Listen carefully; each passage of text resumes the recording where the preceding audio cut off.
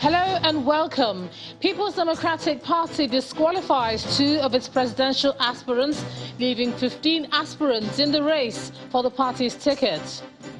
More presidential aspirants from the ruling All Progressives Congress pick their nomination forms for the party secretariat in Abuja. Constitutional lawyer Michael Zekome says former President Goodluck Jonathan is constitutionally qualified to contest for the presidency in 2023. And Vice President Yemi Osinbajo describes the late Alaafin of Oyo, Oba Lamidi Adeyemi, as a monarch with an unrelenting quest for progress for his people and the nation at large.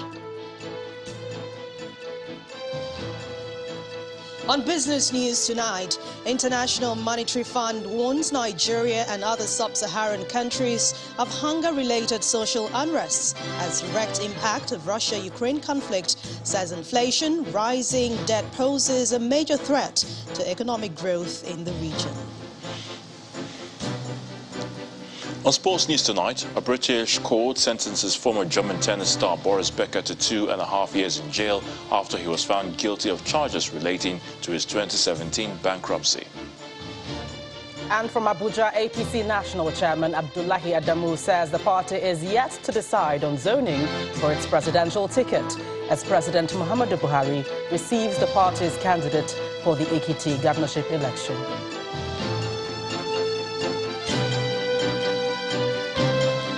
International news from London. NATO's Deputy Secretary-General says the war in Ukraine could last years as the capital Kiev is hit by more rocket attacks. With about 1 month to the primaries of the major political parties, the tempo is getting really fast. From the screening of the aspirants to those that are picking up their expression of interest and nomination forms, it's obvious that the race to the 2023 election has started in earnest. But let's begin with the major opposition party, that's the People's Democratic Party, which has disqualified 2 of its presidential aspirants after screening all the aspirants today in Abuja. The chairman of the party's screening committee, Senator David Mark, told journalists that the 2 aspirants did not meet up with the requirements for the positions they were contesting for. Although he did not name the affected aspirants, he, however, says they might as well kiss goodbye the 40 million naira they paid for the expression of interest and nomination forms.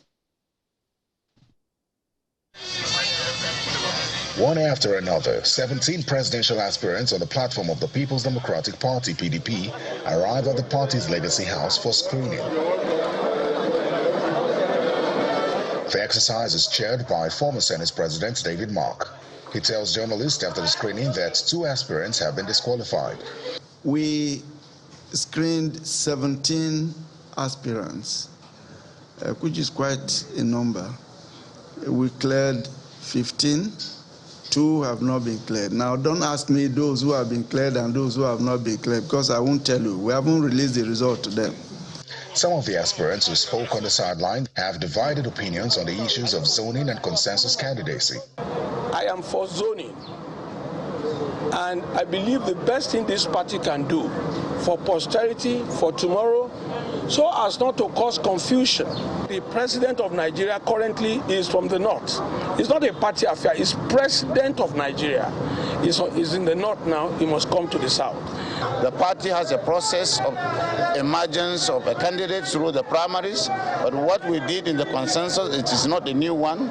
It had been done before, and some people benefited from it, and I'm humbled that I benefited from that attestation, that sense of judgment, that appreciation from our elders. I trust that the party is being led by people who understand the need to maintain principles, who understand the need to obey their own rules, their own constitution. For some of the aspirants, zoning and consensus are matters that the party's leadership will decide upon. Party is supreme, party is supreme. If the party has spoken, we all abide by what the party has said. In a related development, 22 PDP governorship aspirants from the Northwest and North Central zones are also screened by their committees. Politics about grassroots, and it's all about the commitment and what people believe that you can be able to do for them. I am very optimistic that we are doing well, and I hope by the grace of God we shall emerge as the candidate of the People's Democratic Party in Jigawa State. As it stands, the PDP has 15 presidential aspirants who will know their fate at the primaries, unless the 2 disqualified aspirants appeal the decision and are reinstated by the appeal committee. And for the ruling party, the number of presidential aspirants picking up their expression of interest and nomination forms rose by 2 today. The latest to make the 100 million naira commitment for the race are the former governor of Imo State, Rochas Okorocha, and the national leader of the party, Bola Ahmed Tinubu. Aspirants for other positions have also been evaluating the process of purchasing forms. While some believe it's cumbersome, others are confident in the process.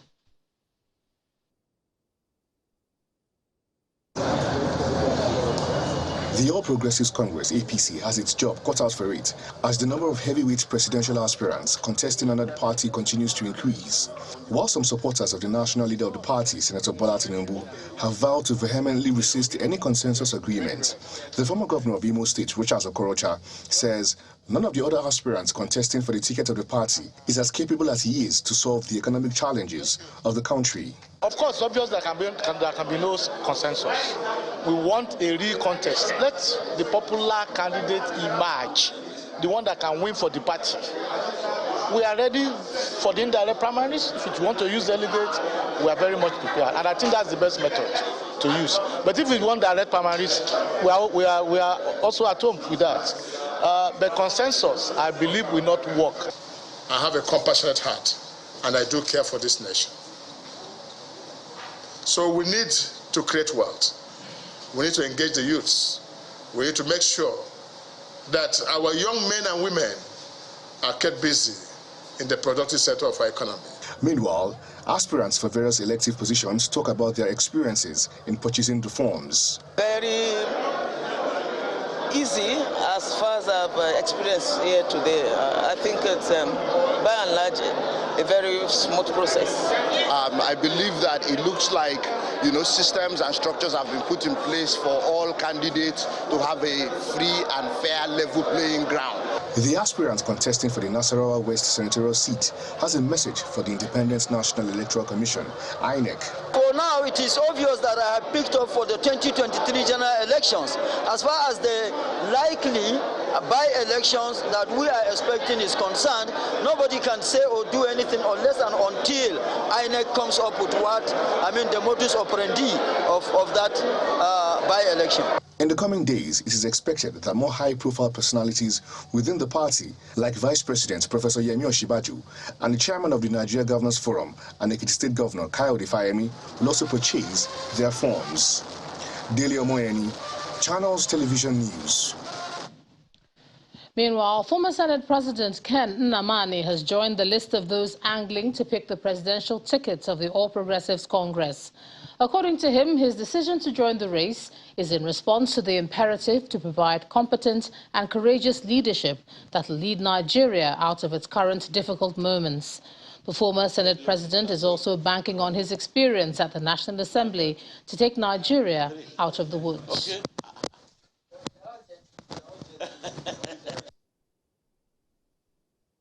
If I become president in 2023, I'll be coming to that job in a depressive and somber moment, like in 2005, when I was elected as president, Senate of the Federal Republic of Nigeria.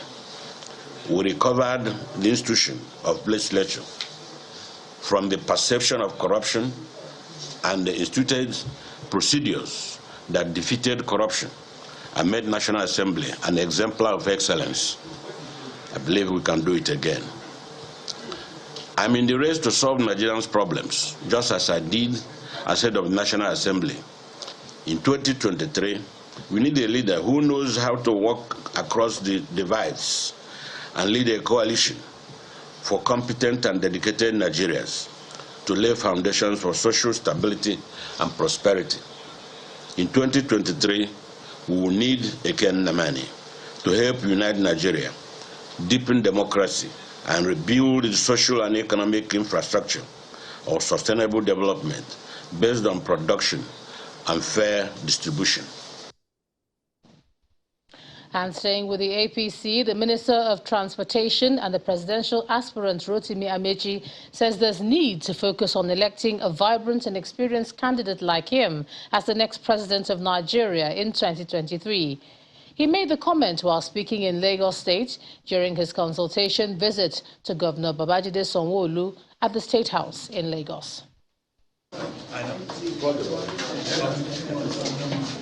The Minister of Transportation, Chibuike Amechi, who is also aspiring to become the All Progressives Congress presidential candidate, is in Lagos State on his consultation visit to get support for his presidential bid.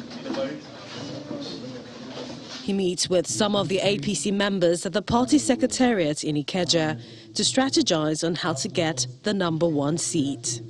What I'm looking for is I'm applying to be employed. Addressing the party leaders, Mr. Amechi declares his capacity to lead Nigeria and his vision on moving the nation forward. If you honestly want to look at somebody who is detribalized and you keep away sectional sentiments, you will vote for me. The first government to build a seaport in Nigeria is the Buhari government. Don't forget, I could have moved it to Port Harcourt because I'm the Minister for Transport. I could have even moved Lagos Ibadan to Port Harcourt. Nobody made me make the choice. But I realized that what determines a man is not sectional or tribal interest, it's the economic interest of the country. Judge me by what I have done. Judge me by my capacity. Don't judge me by where I come from. I don't come from Ikwere, I come from Nigeria. That is the difference between me and other candidates. After the talks, he stops at Lagos House Marina to visit Governor Babajide Sanwo-Olu to solicit his support. I come with the experience of having served as governor.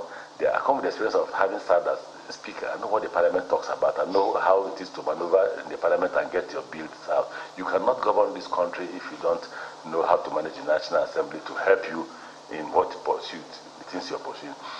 Yes, Excellency, I've also been at the federal level as a minister. And you will agree with me that I'm not a minister who sits in the office. Governor Sanwo-Olu applauds his commitment to national development and wishes him the best in the race. I want to say to you, that you are eminently qualified, and there's no doubt about that. And I want to wish you, the very, very, very, very best. Honorable Chibuike Amechi and his entourage were also at the palace of the Oba of Lagos, Rilwan Akiolu, where the monarch prayed for him and for the nation.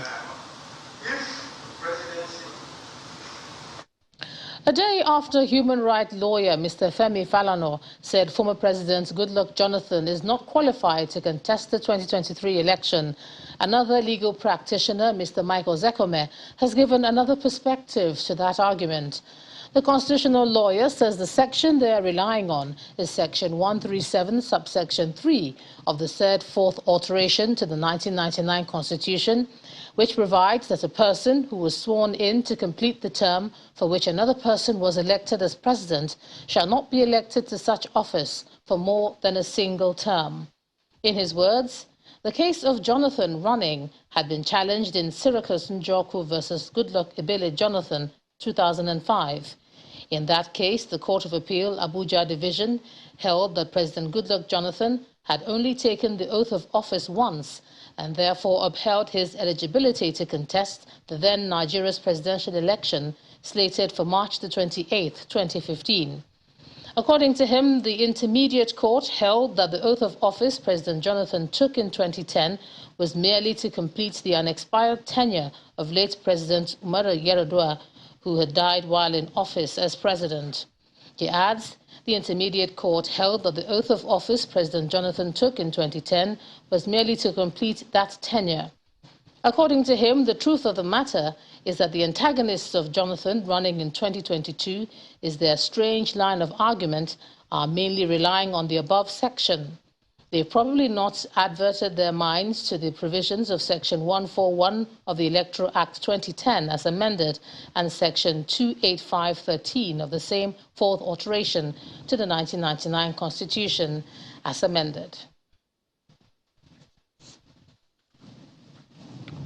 In part two, after the break, APC National Chairman Abdullahi Adamu says the party is yet to decide on zoning for its presidential ticket as President Muhammadu Buhari receives the party's candidates for the Ekiti governorship election. That's in a moment. The John Scan.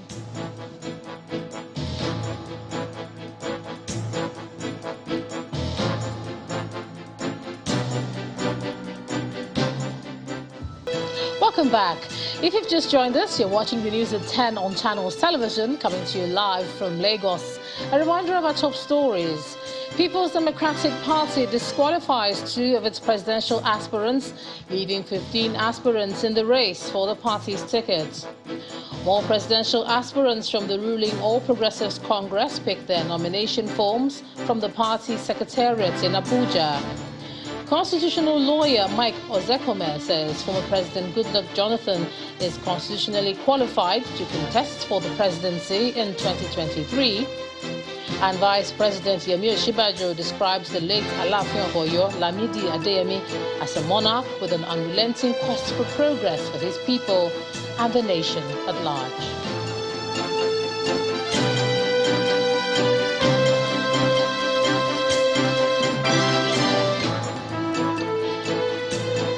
We continue with our look at politics, and the Lagos State Governor Babajide Sanwo-Olu has also picked the All Progressives Congress gubernatorial nomination and expression of interest forms.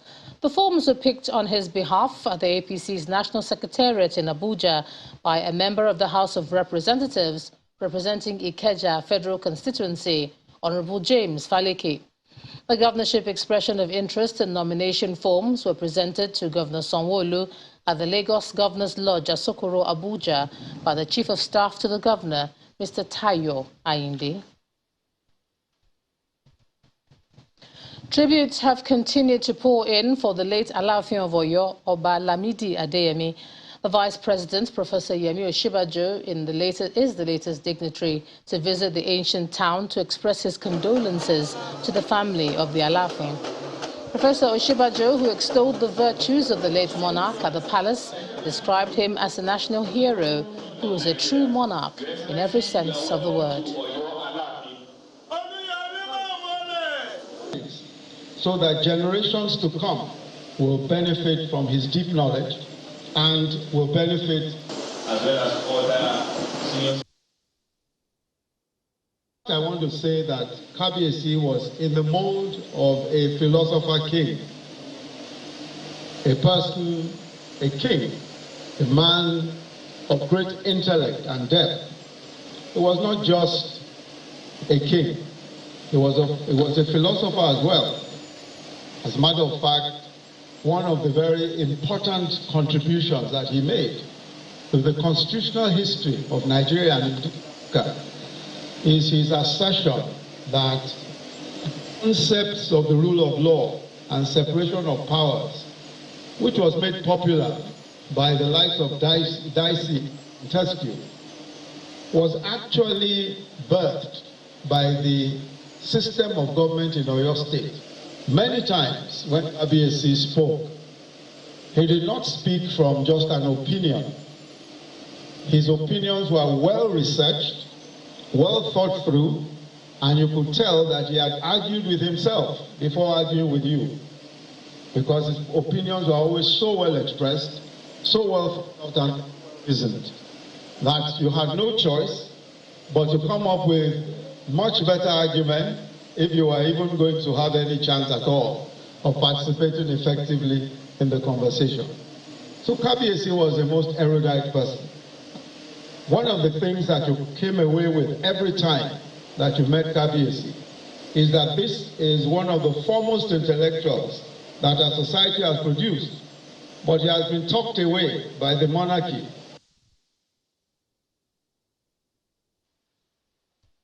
Ahead of the 2023 general election, the Northern Elders Forum has said that the issue of zoning of the presidency to a particular region should be jettisoned by political parties.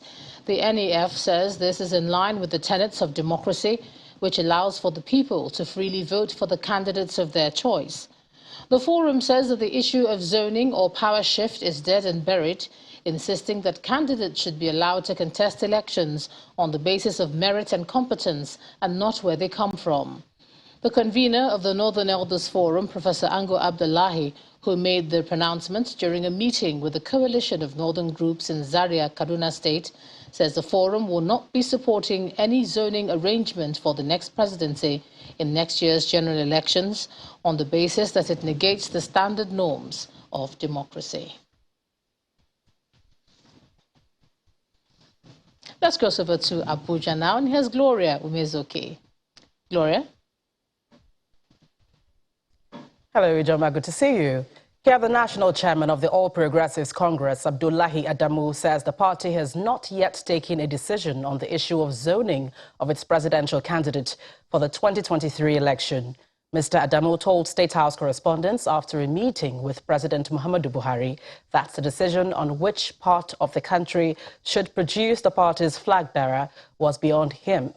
The APC chair was speaking at the presidential villa when he and the chairman of the Nigerian Governors Forum, Kayode Fayemi, presented the Ekiti APC governorship candidate, Abiodun Oyebanji, to President Muhammadu Buhari.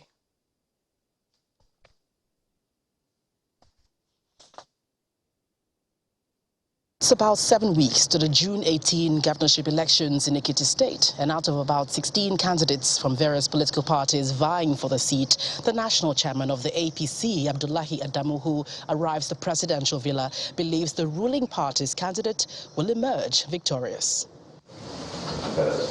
The APC national chairman, in company of the chairman of the Nigerian Governors Forum, Kayode Fayemi, and the party's national secretary, Yola Omishore, presents to the president the APC flag bearer for the upcoming Ekiti governorship election, Abiodun Oyebanji. Looking towards victory, the party leadership envisages nothing different and appears in no hurry to reveal its stance on the critical issue of zoning of its presidential candidates. We have no regret whatsoever. We did some homework. We know what it takes to go through primaries, go through presidential campaign, go through election of the president. We also do know that there are citizens who are qualified to contest, but who are not serious contenders. It's less than a week since the APC commenced a sale of nomination and expression of interest forms for its presidential aspirants at a cost many Nigerians have continued to debate about, but the party is unfazed. The party has not made a decision, and I cannot preempt what the party decision will be.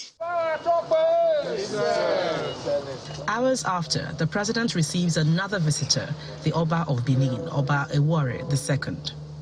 President Buhari reiterated a vow he made in February to relentlessly pursue the repatriation of Nigeria's looted artifacts from outside the shores, including 1,130 Benin bronzes sitting in Germany's public museums.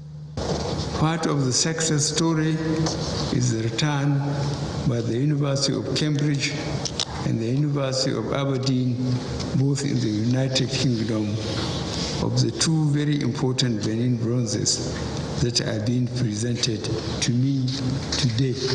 Already, an ultra-modern royal museum is expected to be erected soon in Benin. The Benin Royal Museum will be open to the general public for viewing and researchers alike. The president is confident that the repatriated antiquities will significantly ramp up the nation's revenue base. Residents of Delta State may now begin to embrace the rainy season with calm as the state governor, Ifeanyi Okowa, has embarked on a statewide commissioning of stormwater projects and roads. The flag-off of the project was performed in Asaba today by the national chairman of the People's Democratic Party, PDP, Senator Iyocha Ayu. For some years, Residents of Asaba and its environs struggle to weather the storm against flooding caused by heavy rainfall. Their plight appears to have been heard by the Delta State government, which has developed projects to channel the water as well as the construction of roads.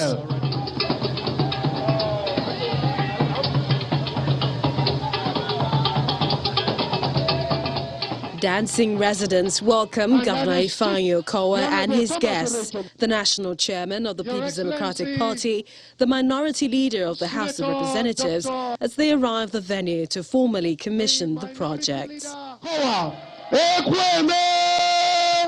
Governor Okowa reminisces on the time before the commencement and how unbearable the situation was for the people. Being lucky, we have the River Wine, we have the Amelimocha River, and we're able to move the water, the storm water to these places. So in the rains now, we do not suffer what we used to suffer in the past. This beautiful road that we came through, the dualized road in Okpanam, normally in the rains you cannot go through, because once it rains, that shuts it down for that whole day. And even by the next day, the flood effect will still be there. But it is no longer so. Commending the governor for the numerous developmental projects, the PDP chairman thanked Deltans for their massive support of the party, urging them to remain steadfast in the forthcoming election to enable all candidates of all elected positions emerge victorious. Work hard, my brothers, my sisters. Make sure we give massive votes for every candidate of the People's Democratic Party. That will enable us to control power at the base level and all the way to the top. And after the speeches, the governor takes the guests round to formally commission the project.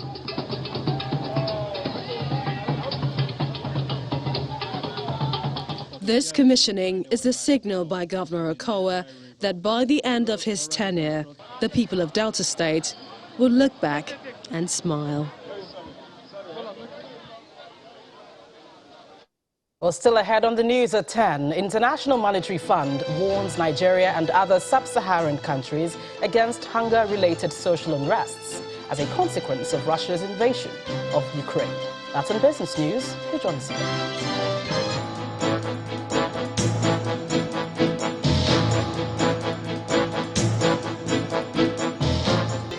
Welcome back. You're still watching the news at 10, coming to you live on Channels Television.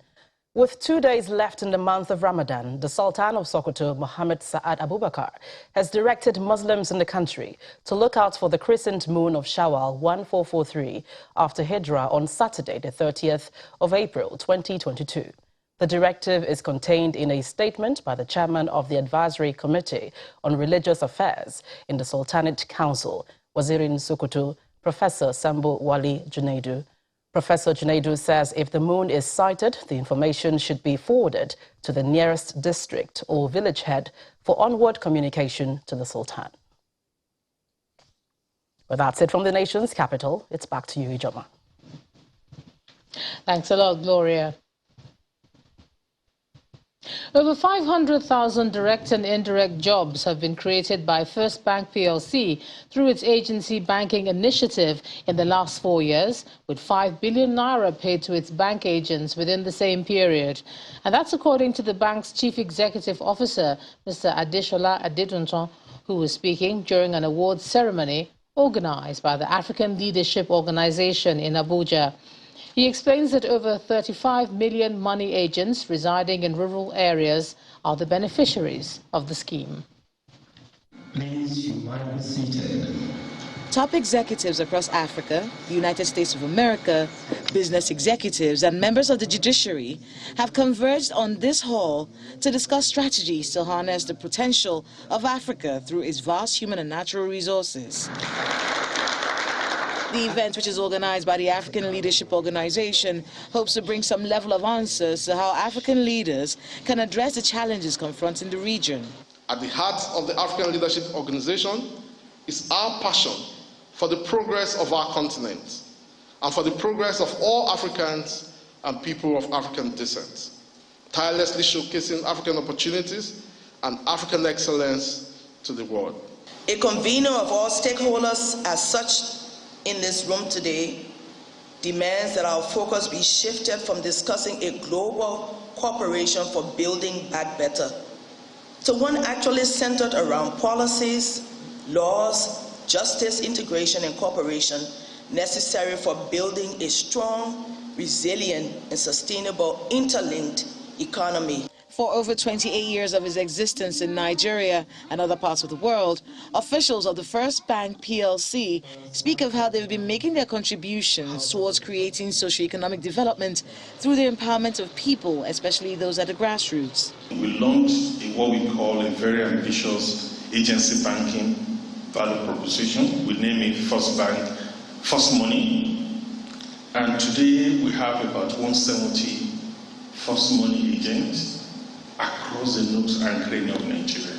Another area of focus for the bank is its interest in providing a means of livelihood for the poor and vulnerable. We've trained over 80,000 students with our staff volunteering their personal time to go and groom these children in terms of financial literacy, career mentoring, and basically teaching them how to translate from being teenagers, from adolescent into adulthood. The event was not all about speeches, as companies and individuals who are making their mark in developing the continent receive awards. This award will go a long way in spurring companies and individuals to continue to do good work, which will ultimately culminate in the socio-economic development of the region. For the rest of the business news, here's Anne Waudu.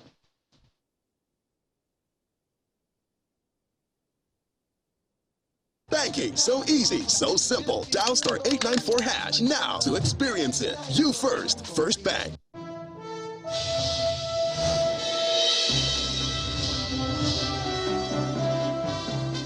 Thanks a lot, Ijoma. Hello and welcome to Business News. Let's begin with a warning coming from the International Monetary Fund, the IMF, warning Nigeria that on the other sub-Saharan African countries that hunger-related social unrests are likely to occur as a direct consequence of Russia's military operations in Ukraine. This is contained in the newly released monthly edition of the IMF's Economic Outlook for Sub-Saharan Africa region.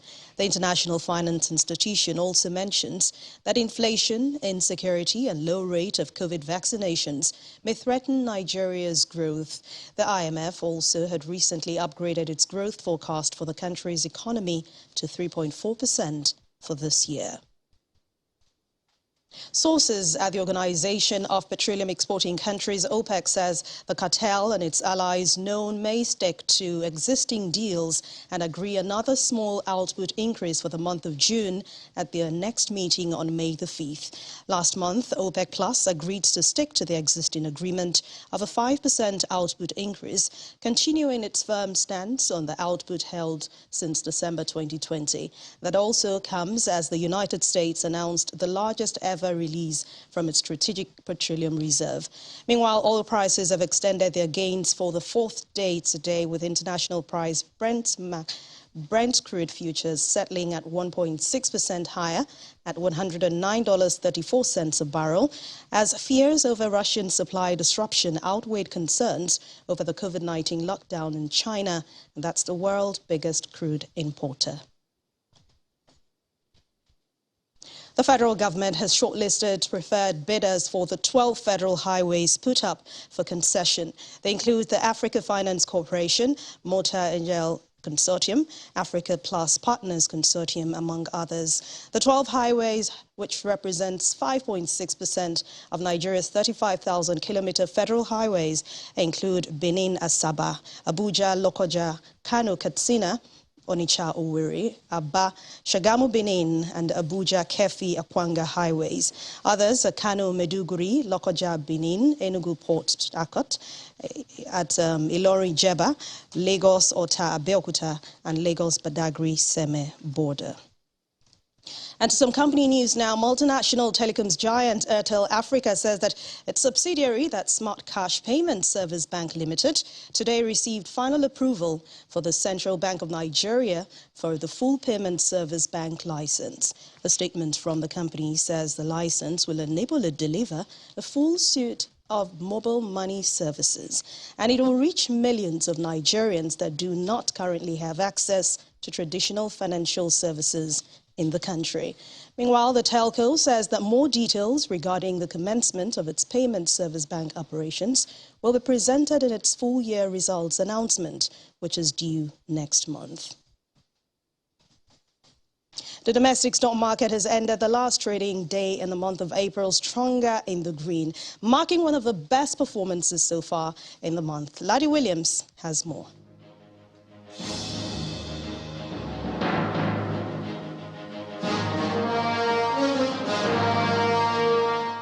Hello and welcome to the Stock Market Report. What a great way to end the trading week and the final trading day of April. And it's a 1.6% rise today. This level was last seen in 2008 around the market crash. It's about 10 years ago. Look at the activity chart. It's all in the green. See the massive surge, about 6.4 billion units traded, valued at 30 billion naira, thanks to Honeywell Flour contributing to that boost. And today, it's all green on the sectoral indexes. We track with the consumer goods sector, the biggest jumper, up 1.31%, thanks to Nestle adding 3.23% and the likes of Cadbury. Market breadth is positive, with 35 stocks led by NEM Insurance in the green against 12 decliners led by Nigerian Police Microfinance Bank. The trio of Honeywell Flour, Transcore, ICO Insurance were the top trades today, with Honeywell Flour Mill topping both trades and volume today. And a stockbroker I spoke to said the positive move in April shows investors are impressed with Q1 results and also a low participation from foreign investors. And that's the Stock Market Report. I'm Laddie Williams. It's back to you.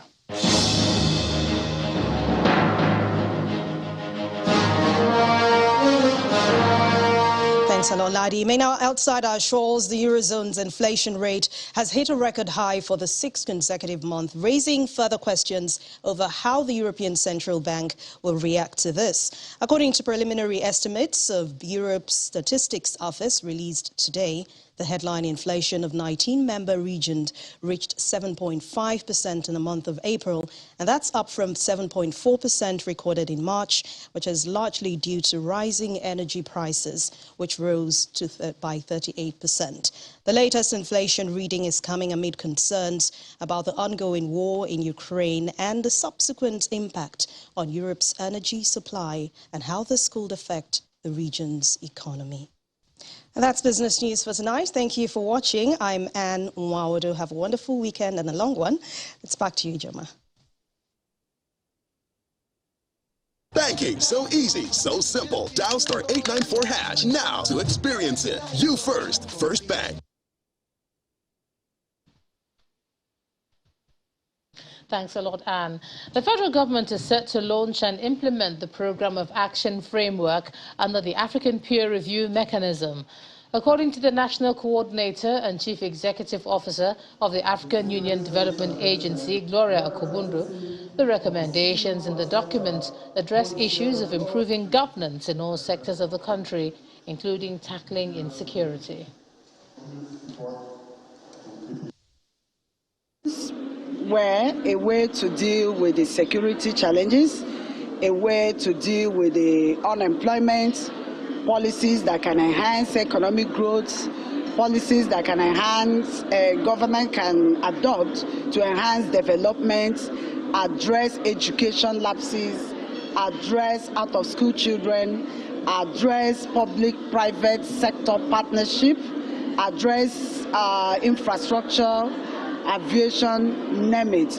All recommendations geared towards good governance and development of our dear country. The new MPOA. So from the launch, we'll start implementation. And how do we implement?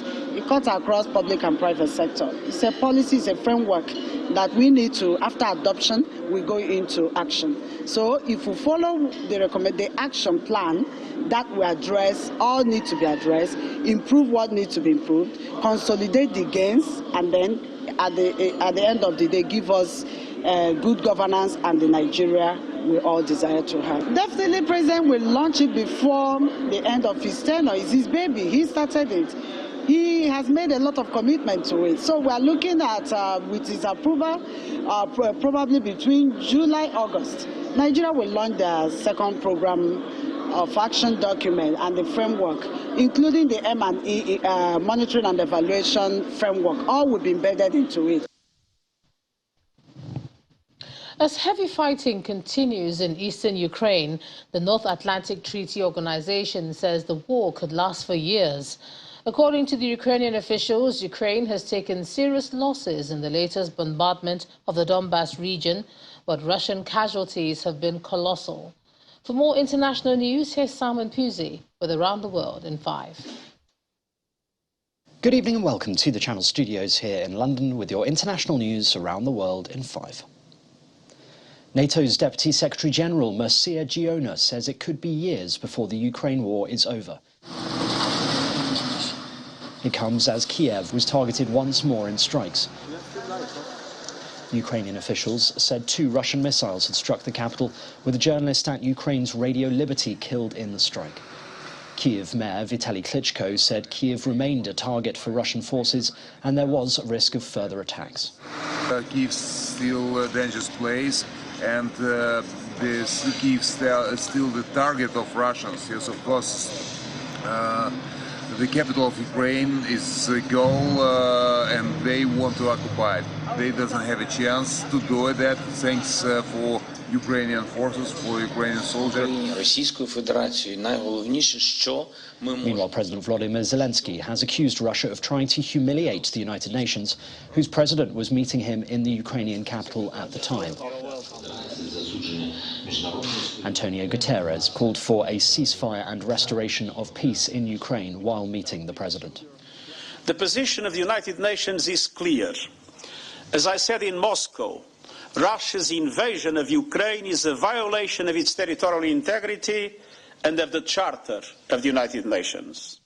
Finland's foreign minister says Sweden and Finland could deepen their military cooperation if the security situation in the Baltic Sea region deteriorates. Concerning the processes going on, it would be very important that Finland and Sweden could make... Pekka Haavisto and his Swedish counterpart Ann Lind told reporters during a news conference that if the security environment becomes more challenging, of course we will add bilateral planning. Russia has threatened serious consequences should Finland and Sweden decide to join NATO. Neither country has decided yet whether to apply for NATO membership. Israeli police have fired rubber bullets and stun grenades as young Palestinians threw rocks in Jerusalem's Al-Aqsa Mosque, the latest outbreak of violence at a site revered by Muslims and Jews alike. At least 12 Palestinians were injured in the early morning clashes at Islam's third holiest site. Israeli police said they intervened when hundreds of people began hurling rocks and fireworks, including in the direction of the Western Wall, where Jewish worshippers gather.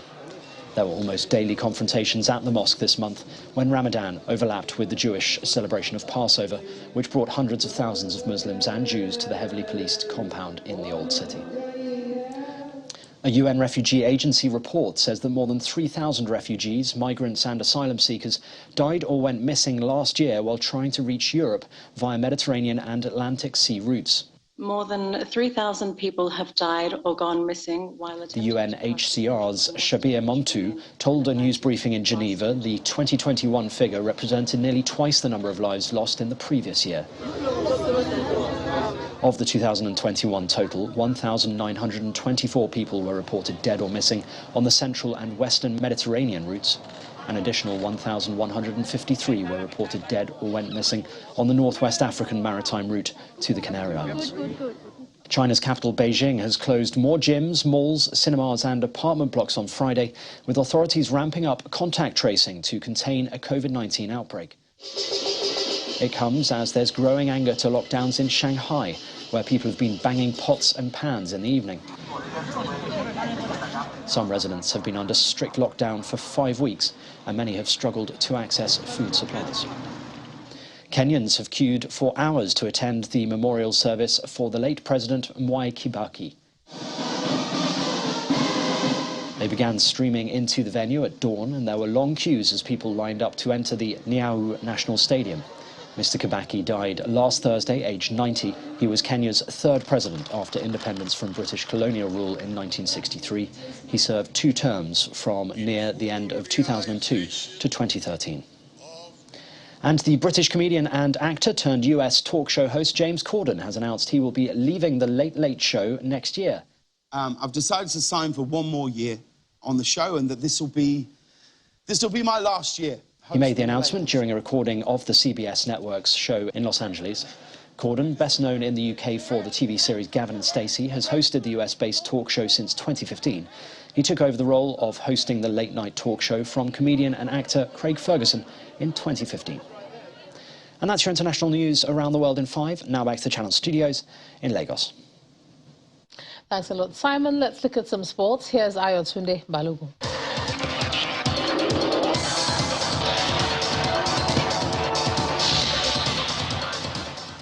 Many thanks, Ijoma. Sad times for former German tennis star Boris Becker, as he's been jailed for 2.5 years after being found guilty by a British court for charges relating to his 2017 bankruptcy. Becker will serve half of the term, having been convicted at London's Southwark Crown Court over his transfer of huge amounts of money from his business account, failing to declare a property in Germany, and concealing $866,500 of debt and shares in a tech firm. Under the terms of the bankruptcy order, the 6-time Grand Slam champion was bound to provide full disclosure of assets. The Super Falcons of Nigeria have been drawn in Group C of the 2022 Women's Africa Cup of Nations coming up in Morocco. The defending champions will play South Africa, Burundi and Botswana. In Group A, host Morocco will face Burkina Faso, Senegal and Uganda, while Cameroon will play Zambia, Tunisia and Togo in Group B. The competition will hold from July the 2nd to the 23rd. Todd Boehly's consortium is expected to be named the preferred bidder in the race to buy Chelsea Football Club from Roman Abramovich. Boehly, who is part owner of Los Angeles Lakers, the Los Angeles Sparks and Los Angeles Dodgers, offered around $3.15 billion for the football club. Chelsea will need to present their preferred bidder to the UK government and apply for a license to complete the takeover. Now, the purchase will also need to pass the Premier League's fit and proper persons test. Liverpool forward Mohamed Salah has been crowned as the Football Writers Association Footballer of the Year for the 2nd time. Salah, who will be presented with the trophy on May the 5th, has scored 30 goals and made 14 assists in all competitions this season. He is the Premier League's top scorer with 22 strikes and could help his team to a historic quadruple. The Egyptian star is just one of 3 Liverpool icons to win the FWA accolade for a 2nd time after Kenny Dalglish and John Barnes.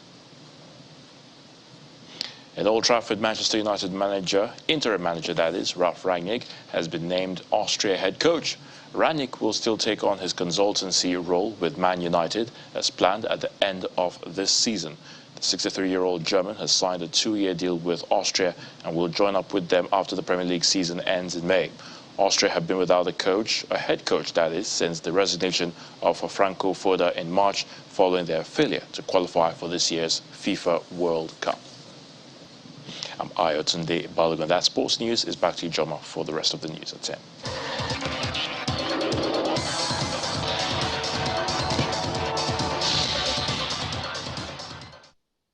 Thanks a lot, Ayotunde. And the main news again. The People's Democratic Party today disqualified 2 of its presidential aspirants, leaving 15 aspirants in the race for the party's ticket.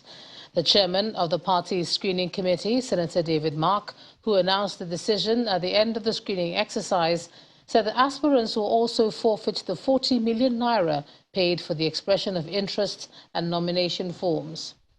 And more presidential aspirants from the ruling All Progressives Congress today picked their nomination forms from the party's secretariat in Abuja.